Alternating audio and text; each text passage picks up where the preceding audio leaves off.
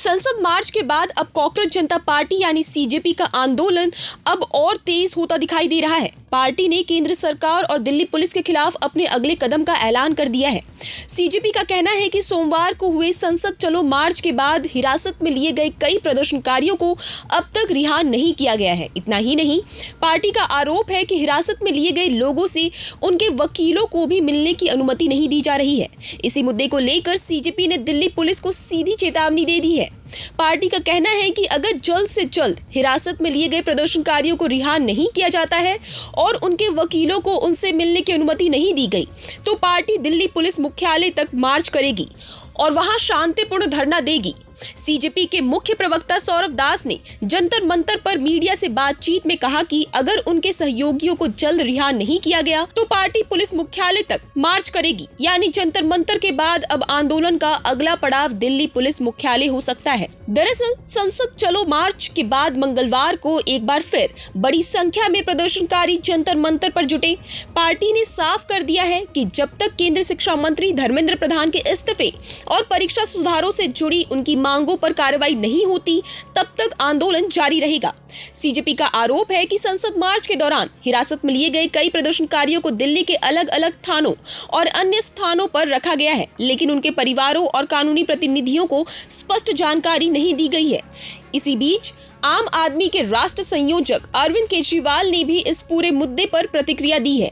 उन्होंने एक helpline number जारी किया और कहा कि जिन माता पिता का अपने बच्चों से संपर्क नहीं हो पा रहा है या जिन्हें कानूनी मदद की जरूरत है, वे हेल्पलाइन से संपर्क कर सकते हैं। केजरीवाल ने दावा किया कि उनकी टीम ने अलग अलग थानों में जाकर करीब 70 से 80 छात्रों को रिहा कराने की मदद की है।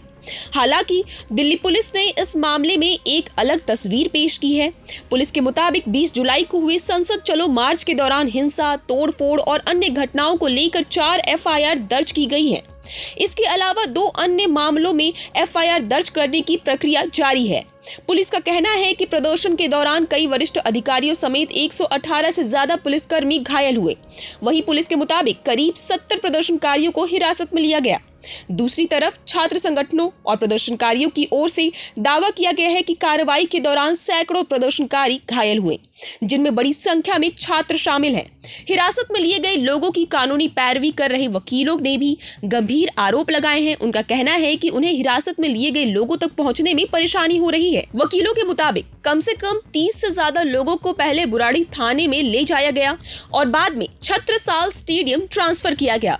वकीलों का आरोप है कि उन्हें ना तो हिरासत में लिए गए लोगों से मिलने दिया जा रहा है और ना ही संबंधित पुलिस अधिकारियों से स्पष्ट जानकारी मिल पा रही है। इसी वजह से ये साफ नहीं हो पा रहा है कि कितने लोगों की औपचारिक गिरफ्तारी हुई है और किन धाराओं के तहत उनके खिलाफ मामले दर्ज किए गए हैं। प्रदर्शनकारियों के बीच पहुंचे अरविंद केजरीवाल ने सरकार पर भी निशाना साधा। उन्होंने आरोप लगाया कि शांतिपूर्ण तरीके से प्रदर्शन कर रहे छात्रों पर लाठीचार्ज किया गया और कई छात्रों के खिलाफ मामले भी दर्ज किए गए। केजरीवाल का कहना है कि छात्रों की मांगे पेपर लीक रोकने, बेहतर परीक्षा व्यवस्था और शिक्षा व्यवस्था में सुधार से जुड़ी है।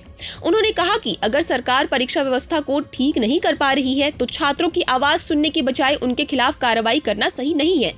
उन्होंने प्रदर्शनकारियों से ये भी कहा कि वे हिम्मत ना हारें और अपनी मांगों को लेकर डटे रहें। अब इस पूरे आंदोलन का असर सिर्फ दिल्ली तक सीमित नहीं दिख रहा है। सीजेपी के बैनर तले हुए विरोध प्रदर्शन की चर्चा अंतर्राष्ट्रीय मीडिया में भी हो रही है।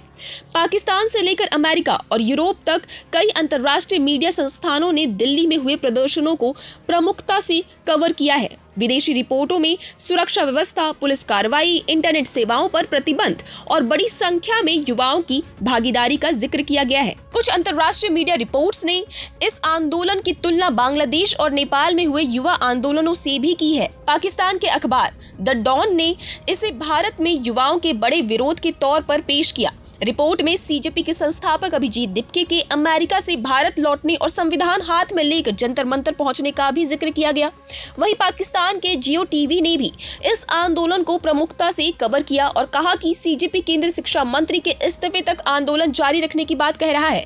अमेरिका के न्यूयॉर्क टाइम्स की रिपोर्ट में भी दिल्ली की सड़कों पर हो रहे प्रदर्शनों और संसद के भीतर चल रही राजनीतिक गतिविधियों के बीच विरोधाभास का जिक्र किया गया है। यानी अब इस पूरे मामले में एक तरफ दिल्ली पुलिस की कार्रवाई और कानून व्यवस्था का सवाल है, तो दूसरी तरफ छात्रों और प्रदर्शनकारियों की मांगे हैं। हिरासत में लिए गए लोगों की रिहाई, वकीलों की पहुंच और प्रदर्शनकारियों के खिलाफ दर्ज मामले को लेकर विवाद लगातार बढ़ रहा है और सीजेपी ने संकेत दे दिए हैं कि अगर उनकी मांगों पर जल्द कार्रवाई नहीं हुई तो आंदोलन का अगला पड़ाव दिल्ली पुलिस मुख्यालय हो सकता है। ऐसे में आने वाले दिनों में ये आंदोलन किस दिशा में जाता है, क्या हिरासत में लिए गए प्रदर्शनकारियों को रिहा किया जाता है और क्या सरकार छात्रों की मांगों पर बातचीत करती है, इस पर सभी की नजर बनी रहेगी। फिलहाल के लिए इस खबर में बस इतना ही। ऐसी अपडेट्स के जुड़े रहे हमारे साथ। आप देख रहे हैं प्रभात खबर। प्रभातखबर.com, विश्वास वही, रफ्तार नहीं।